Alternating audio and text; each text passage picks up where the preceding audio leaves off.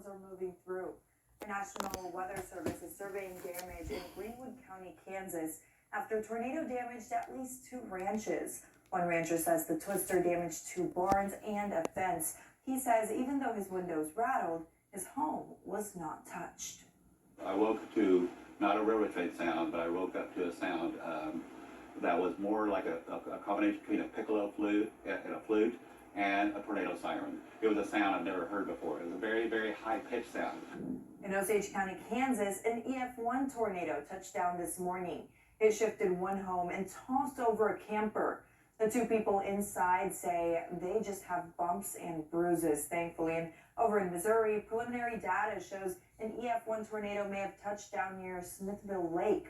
The reservoir supplies water for several cities, including Kansas City. Damage includes a camper turned on its side, and at least 1 building is a total loss. And now take a look at this video taken by a trooper in Iowa. You can see an apparent tornado moving across what appears to be farmland there. We are monitoring the potential for severe weather everywhere across the country. Let's take a look at your national report. There are already some reports of tornadoes in some states. Let's go to LNL meteorologist Sandra Brogan.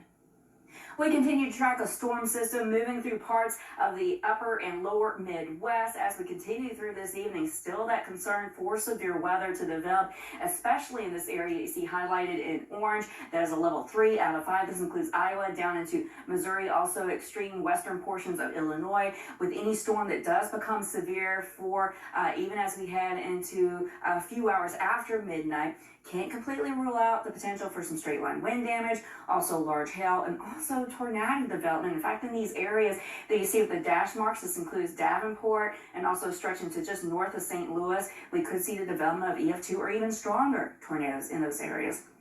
Also, some large hail possible where you see the dash marks. Hail to the size of golf balls, if not a little closer to tennis balls, not out of the question. Now, as far as the timing on any of these storm systems, as we take you into the overnight period, this is past midnight, you'll see that potential for those storms to still be on the strong side as we head into the overnight period. But I think as we lose that heating of the day, the atmosphere won't be quite as unstable. And so I think that severe weather threat will be winding down as we continue through the overnight period. Now, looking ahead to tomorrow, we'll see a round of thunderstorms moving through portions of the Great Lakes, but then a secondary line looks to be possible as we head into the early afternoon. And so that is when we could, on your Wednesday, see the potential for severe weather to develop across portions of Michigan, stretching down through Ohio, and even into portions of Tennessee and Kentucky. Now, in terms of temperatures, well, they have been above average for the eastern half of the nation, and just a pocket for tomorrow of some cooler than average temperatures,